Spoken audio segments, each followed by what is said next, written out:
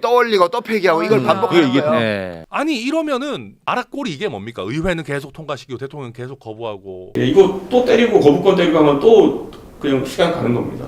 다 200석 확보할 수 있겠어요? 이렇게 일방적으로 하는데 본인들은 방탄하겠다고 하면서 대통령의 방탄을 비판하는 게 이게 말이 됩니까? 일방적으로 했기 때문에 우린 찍을 수가 없어요. 밀어붙이면 점점 더 그 이미지가 강해질 텐데 결정 짓는 건 합리적 주도 세력. 합리적 중간 지점을 정확히 찌르겠다. 그 지점이 어딜까요? 저것이 정확한 지점이야. 최승근 해병이 안타깝게 죽은 지 이제 1년이 다 되어갑니다. 20일 정도 남았습니다. 적어도 일주기가 되기 전에 우리가 살아있는 사람으로서 최승근 해병에게 하나 그래도 원은 풀어줘야 되지 않겠습니까? 역시나 예나 지금이나 제일 큰 문제는 윤석열 대통령입니다. 여당 연찬에 오셔가지고 막 어퍼컷하고 거기서 108석도 적은 숫자 아니다. 우리는 대통령님이 있다 이러니까 지금 더불어민주당을 포함한 범야권이 막 사실은 독주한 거 맞잖아요. 관례도 다 깼고. 그렇죠. 근데 민심의 역풍이 안 오는 거예요. 민주당이 이렇게까지 막 나가는데 동정론이 아니는 거는 좀 우리가 냉철하게 관찰할 필요가 있다. 왜 그러면 이 정도면 원래 동정론 일고 아유 저 국민의힘 뭐 총선에 심판받긴 했지만 민주당 너무하는 여론이 나와도 이상하지 않을 정도의 상황이었는데 사실 본질은 특검을 하느냐 마느냐인 것이고 그렇습니다. 너무 특검 추천이 비합리적이거나 정파적으로 이루어지지 않는다면 특검이 가능한 빨리 출범하는 게 바람직한 일입니다. 그렇습니다. 그게 민주당도 계속 얘기하는 신속한 특검법의 그럼요. 처리인 것이고. 근데 그렇다면 이 정도에서 국민의힘의 호응이 어느 정도 있다면 더불어민주당도 그냥 자기들 안 밀고 나가가지고 계속 또 거부권 받고 거부권하고 이렇게 쳇바퀴만 돌 이유가 없거든요. 왜 특검 추천을 민주당이 다 하냐. 세상에 이런 전례가 어디에 있었냐. 만약에 정말로 특검 자체를 출범시키는 것이 중요하고 돌아가신 최상병의 어떤 이 사망 사건을 진실 규명하는 것이 정말 중요한 목적이라면 일단 특검을 출발하는 게 하는 것이 제일 큰 목적이 돼야 되는데 민주당은 22대 국회 오면서 더 받기 어려운 안을 낸다는 것은 받지 말란 소리거든요, 이거는. 근데 오히려 천하람 의원이 낸 것은 우리가 제일 걱정했던 그 특검 추천 관련해서는 여야가 공이 손을 떼고 제3자가 추천하게 하는 방법 납득할 수 있습니다. 그리고 또 하나 문제가 됐던 언론 브리핑도 횟수를 제한해가지고 국민들의 알 권리를 적당히 또 보장하는 방식으로 된다 그러면 저희도 안 받을 이유가 없는 거거든요. 저는 그래서 천하람 안이 굉장히 좋다고 생각하고 이 의견을 표명했습니다. 이제는 민주당도 그렇고 국민의힘도 그렇고 천하람이 내놓은 안을 가지고 안 받을 명분이 별로 없어요. 저희 입장에서도 그래 니네가 걱정하는 거 다 어느 정도 완충했잖아.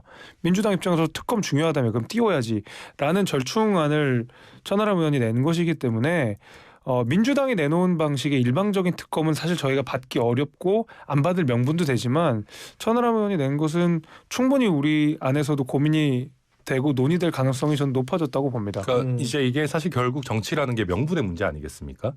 지금 민주당 안 같은 경우는 국민의힘이 계속해서 지적했던 국민의힘 입장에 독소 조항이 계속 유지되고 있는 상황이고 그렇습니다. 그러니까 거기에 대해서 민주당이 일방 통과를 시킨다고 해서 거부권 행사되고 다시 재의결이 와도 국민의힘 의원들은 심지어 최상병 특검이 필요하다라고 하는 김재섭 의원 같은 분들조차 쉽게 찬성하기 어려울 거예요. 그런데 제가 오늘 낸 중재안 같은 경우는 국민의힘의 우려사항을 최대한 불식시키고자 노력한 안이거든요. 그러면 이 안을 여야 합의로 가능하다면 통과를 시킨다면 거기에 대해서는 대통령께서 거부권을 행사하는 것도 어려워지고 설령 거부권을 행사한다 하더라도 여당의 의원들도 이 정도는 받아야 되는 거 아닙니까? 라고 할 수 있는 명분이 생긴다는 것이죠. 더 이상은 국민의힘과 신용거래할 수 없습니다. 바로 결과로 만들어야 되는 거 아닙니까, 여러분? 저희 개혁신당에서는 한동훈 위원장의 그런 신용거래 받지 않겠습니다. 무조건 현찰로 가져와라. 오늘부터 저희 범야권의 주장은 그것이어야 합니다. 그렇기 때문에 저는 이 자리에서 한동훈 후보에게 요구합니다. 다음 주까지 특검법에 동의하는 명단 15개 가져와라! 여러분 그래야겠죠? 만약에 그것이 한동훈 특검법이고 무슨 특검법이고 특검법에 동의하는 명단 15개를 가져오지 못한다면 그것은 한동훈이라는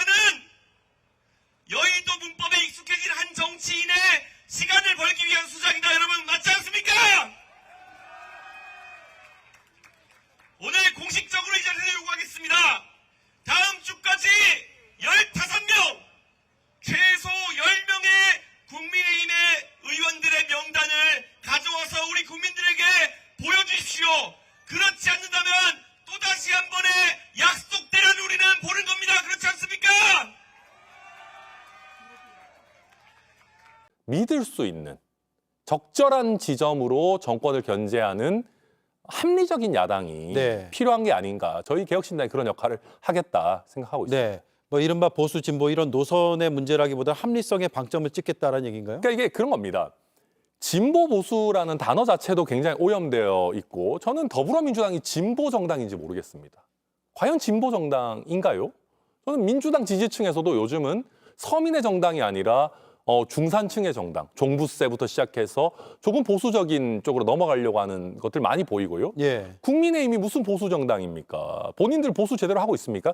그래놓고 새로운 정당이 나오면은 너 진보야 보수야 선택해라고 해서 진보라고 하면 민주당 이중대, 예. 보수라고 하면 국민의힘 이중대로 이중대를 만들려는 프레임을 짜거든요. 그래서 저희는 자기들도 진보 보수 제대로 하지 않고 있으면서 저희는 그 프레임에 갇히지 않고 저희가 생각할 때 온전한 방향으로 그리고 그것이 헌법 정신을 구현하는 방향으로 잘 가보겠다. 네. 그렇게 생각하고 있습니다.